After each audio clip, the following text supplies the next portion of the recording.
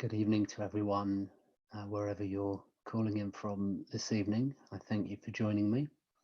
And also, yeah, thank you for accommodating the slight delay in the start time here in the UK.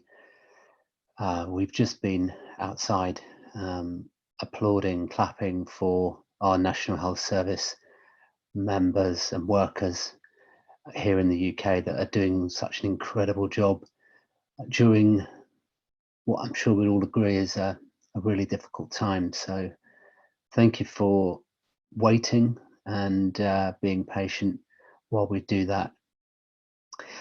So yeah, just to let you know that this is a one-way webinar broadcast this evening. You'll only see and hear me, but you can use the chat function to ask questions or to make any comments that you'd like. And just encourage you to make yourself comfortable, ideally in a place where you won't be disturbed. This is a pilot. I teach mindfulness professionally within the workplace, but I wanted to play my part and offer my contribution at this time. So please bear with me while I try out the technology, maybe try out a few different things, but the aim is to give you a bit of an insight into mindfulness if you haven't practiced mindfulness before, or even if you have or you're an experienced practitioner. I do welcome you along to join these sessions where the main part of the 20 minutes will be a guided meditation. So, what have we got in store for you this evening?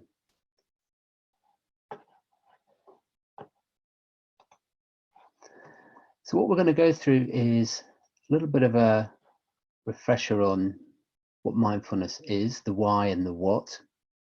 Then I'm going to take you through a guided meditation practice, and then just finish off by talking about some resources and some support that you can get if you're interested in developing your mindfulness practice further. So firstly, let's talk about the why and the what of mindfulness. When we talk about the why, I'm sure you'll all appreciate we live in a VUCA world. It's a volatile, uncertain, challenging and ambiguous world. And often that world that we live in can lead to a feeling of being overwhelmed, a feeling of stress and a feeling of anxiety. And that, coupled with the fact that we're often running in autopilot mode, we're often running in that mode where we're not necessarily here. We might be here physically, but our mind is somewhere else. We're thinking about the past, we're ruminating about things that went wrong in the past, or we're thinking about the future and what we're going to be doing.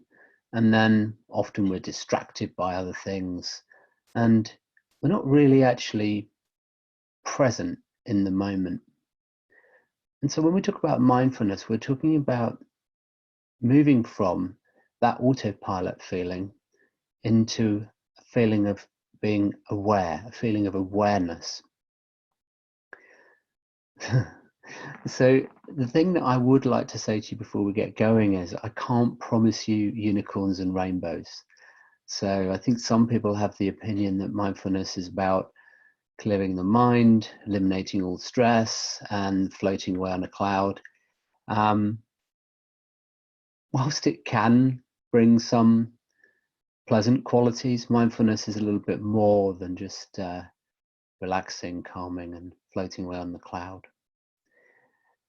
It's really about being aware and being present. It's about awareness of your mind, your body, and your surroundings. And it's about taking everything in and being with different thoughts, different feelings, different emotions, but with an attitude of curiosity and kindness.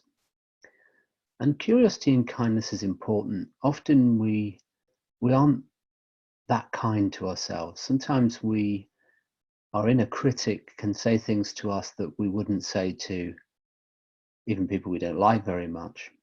And The feeling of, or the quality of curiosity, that's really about just being a little bit more curious about what's happening to you.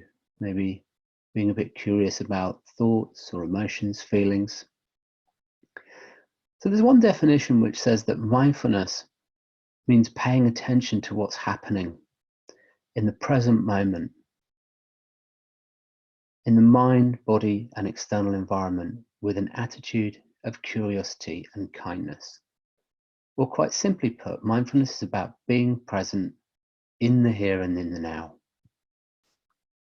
It's also about practicing to become the observer of your own thoughts and your own emotions.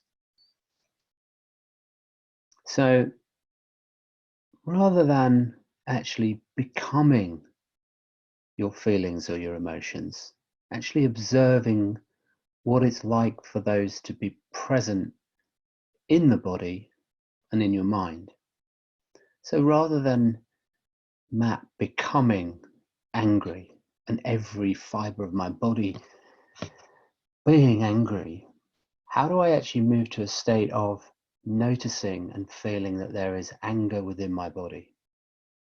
And then actually using that space of noticing through self-awareness, that I've got a conscious choice or a decision that I can make in that moment. Now, I may still choose to be angry. This isn't about suppressing or denying or avoiding feelings and emotions. It's about skillfully navigating them and understanding how you're going to consciously respond. But this doesn't come overnight. This requires practice. It requires building of your own self-awareness to be able to start noticing emotions in the body, for instance. And as with my anger example, if I notice anger, maybe starting with a twisting feeling in my stomach, maybe rising up, maybe in my shoulders, if I notice that, I could still choose to get angry. I could still choose to fly off the handle if I wanted, have the argument. But it's a choice. And the difference is it's not that instinctive, compulsive response. Now, our brains are wired for threat. They're wired for survival. We're always looking for danger around every corner, whether we know it or not. Quite often, that threat response or that alarm system in the brain will push us into an instinctive response, which is great because when we're in danger or if we're in a risky situation, we can ensure, or we know most of the time, that our instincts and our impulses will get us out of that situation fairly quickly. So our survival instinct kicks in. The challenge we have is that that survival instinct and that alarm system in the brain is on all the time. So when someone says something to you, maybe you take it in the wrong way, or when you get an email, that threat system, off it goes, the alarm goes off. So life is challenging, I'm sure you would agree. It's not a bed of roses, and I'll let you into a secret, nobody's life is. Even those that say it might be. We all have what's commonly known as the human condition. We're all in this together. Things happen, good, bad, indifferent. And I really like this quote from Jon Kabat-Zinn, who is one of the prominent figures within mindfulness meditation. He said, "You can't stop the waves, but you can learn to surf. You can't stop the waves, but you can learn to surf." And I really like that one. So really, it's about making friends with the way things are. And we call it practice because guess what? It takes some practice to actually see this make a difference in your life. And the reason why I say that is because mindfulness isn't a wonder cure. It's not a prescription that I can give you or anyone can give you. It's not a magic pill. It's not a panacea for all ills. It's a practice which you need to practice over time and integrate into your life. Think about it as mental training. Nobody bats an eyelid when you talk to people. When I say to people, yeah, I'm a runner, I go out running, or someone says, I go to the gym or I play sports. We're very used to people talking about physical exercise. We're not always that used to people talking about mental training and how do we train the mind. So how do we do this? Well, there's two ways or two approaches that we can infuse mindfulness into our life. We can do this in an integrated way, so an in-the-moment way, where we have small practices that maybe just focus on the breath, that help to ground us, that we can integrate into our everyday. And then we have more dedicated practices, and these are more commonly known as sitting or meditation. And this is where we actually have to take some time in our day, find a purposeful place usually, and just sit down and do a dedicated practice. And that's what we're going to do this evening. We're going to do a focused attention meditation. And for those of you that maybe haven't tried anything like this before, I would just encourage you to think about your intention for doing this practice first. It's always important that we set that intention, and that intention is very personal to you. I can't tell you what that is. It could be to help reduce stress, help reduce anxiety, promote feelings of calm, be more present, understand yourself more. It could be anything that you like that you're seeking to intend to do as a result of this practice. So it's good to just have that in mind. And also the likelihood is that when you sit down to do a meditation, such as the one we're about to do, you'll probably get a million thoughts coming through your head like a freight train. Don't worry about that. It's quite normal for that to happen. Happens to me. This isn't about clearing the mind or emptying the mind of thoughts. This is actually about observing, acknowledging, seeing those thoughts, understanding those thoughts, and then just letting them go. And we'll use the breath as an anchor for attention to do this.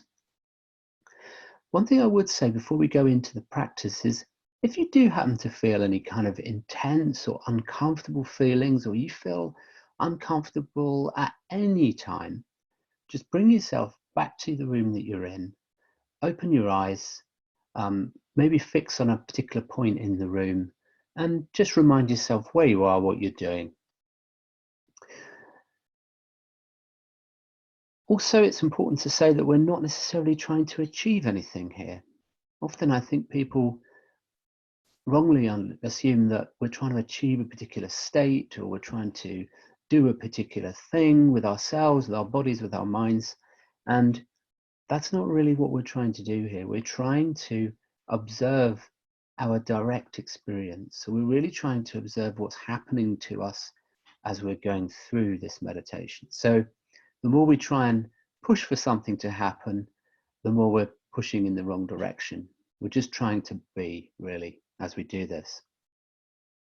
So what I encourage you to do is just get into a comfortable position. You could be standing. Some people do like to lie down, but I would probably advise that you sit or you stand for this one. If you're seated in the chair, just seat yourself so that both your feet are planted on the ground and your hands are comfortably in your lap.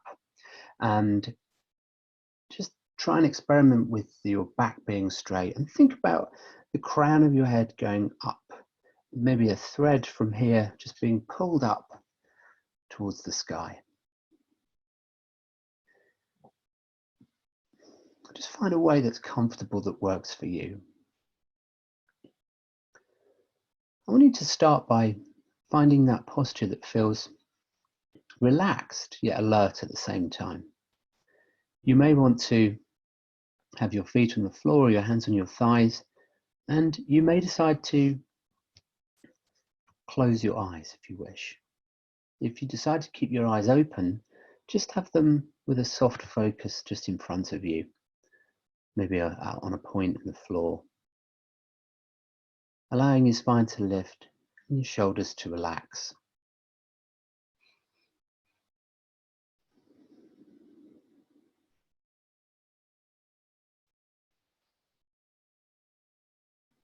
Begin by connecting with your intention in doing this practice.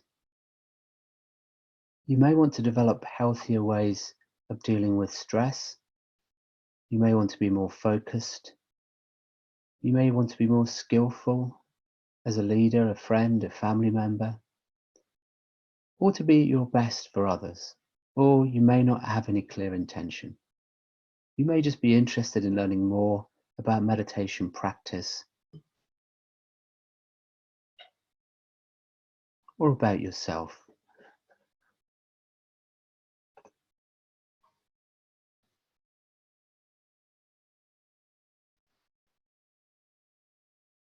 Now bring attention to your breath.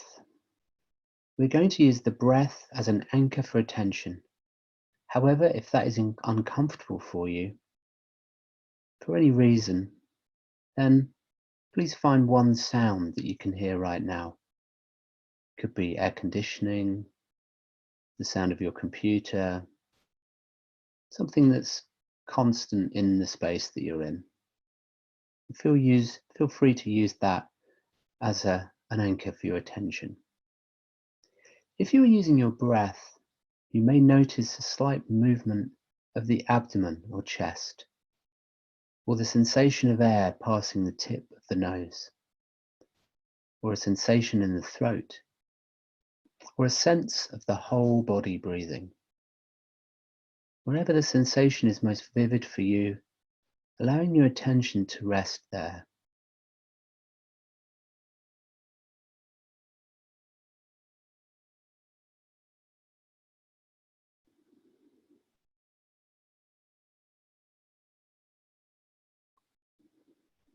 For the rest of this practice, think of this sensation or this sound as your anchor point, your anchor breath. Whenever the mind wanders, bring it back to this feeling of breathing or this sound.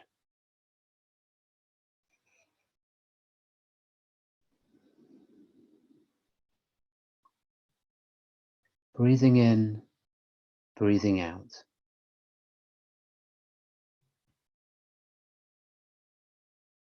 You may explore counting each exhale from 1 to 10. And then if you notice your mind wandering, come back to 1 and start again. Can you be curious and kind with yourself even as you bring your attention back to your breath?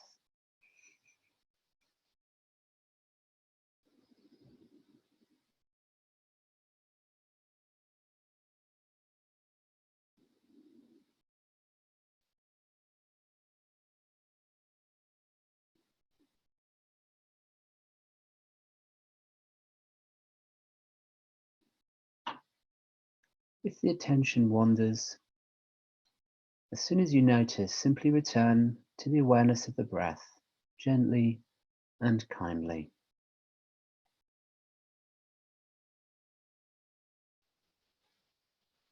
Allowing the breath to be an anchor for awareness.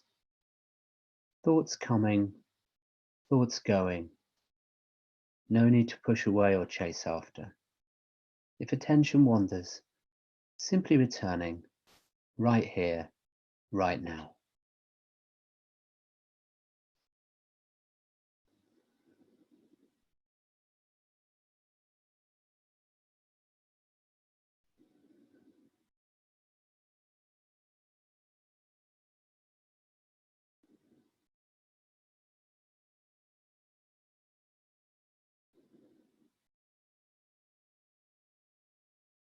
Now, I invite you to sit here quietly for another while, just making the right amount of effort to follow the breath, or just sit here being aware of whatever arises for you.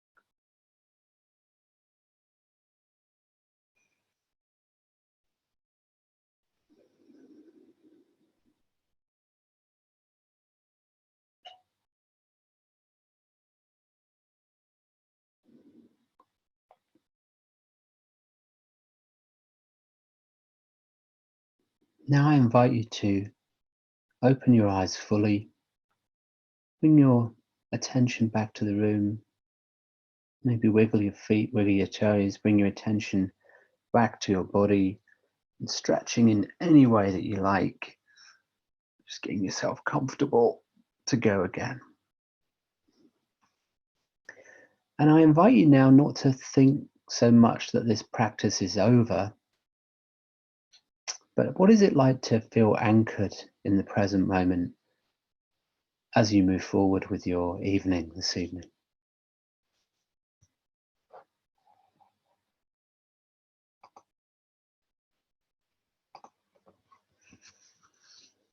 And before we move on to mindfulness support, I just want to read a mindfulness poem by Donna Folds called Let It Go.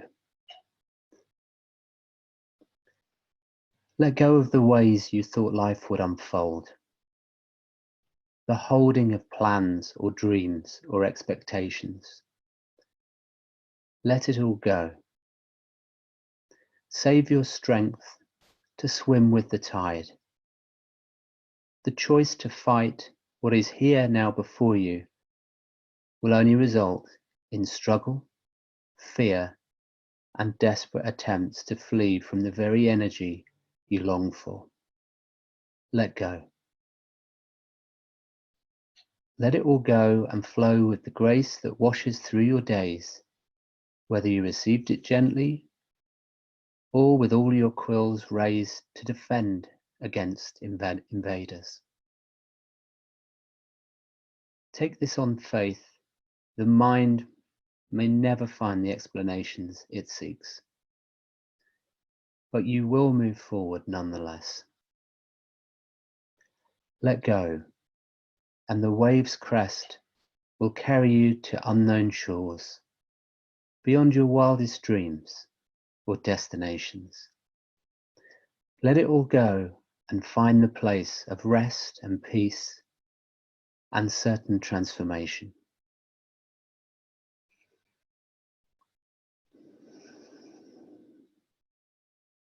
I just thought those words were very appropriate for now.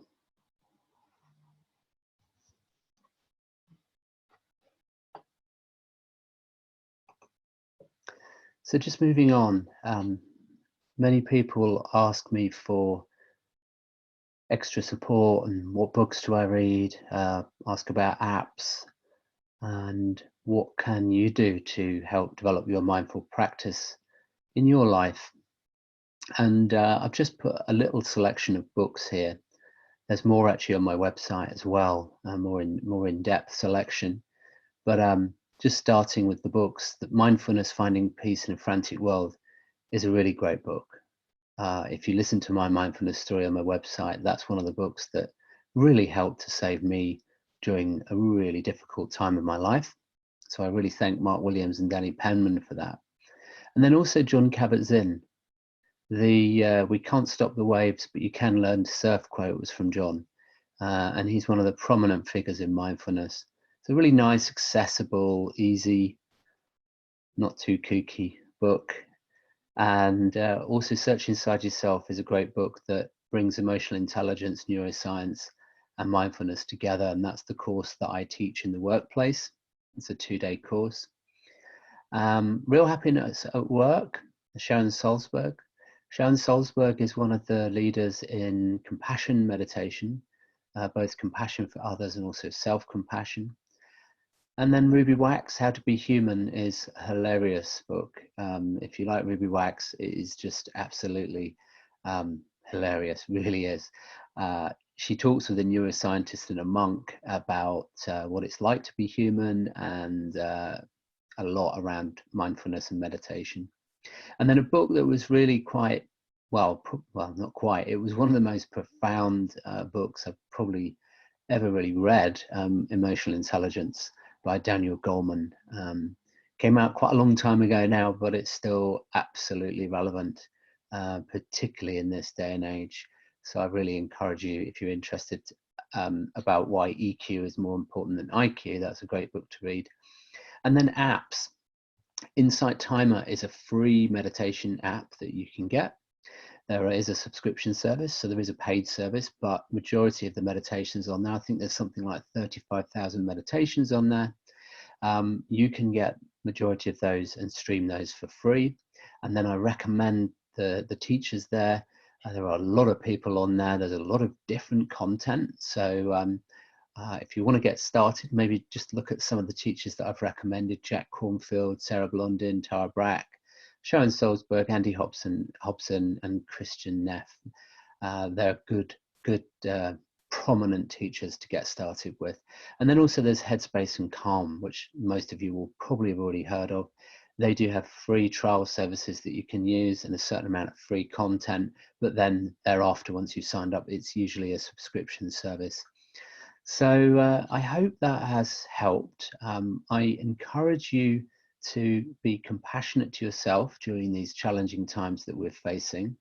There's a lovely quote which I hear a lot of thought leaders talking about in this space, and it's: when things are hard, when things are tough, when things are challenging, make sure you put your own oxygen mask on first.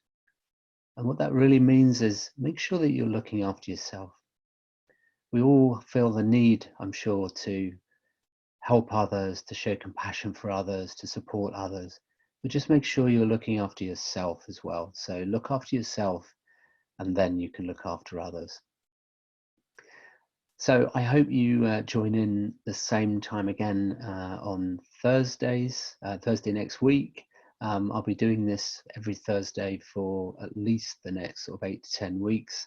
I'd love to get some feedback from you on how you thought the session went and any questions that you might have.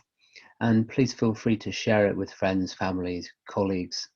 And yeah, it's so lovely to see so many of my friends and family and colleagues here on this session this evening. And I'm very grateful for everyone sparing the time for yourselves to come along and experience this. And if you want to find out a little bit more, then visit my website, championofyou.com. There's my book list, some videos, and a few other resources on there that you can take a look at. And with that, I would like to wish you well, stay safe, stay connected, wishing you happiness, and I look forward to you joining next time. Thank you.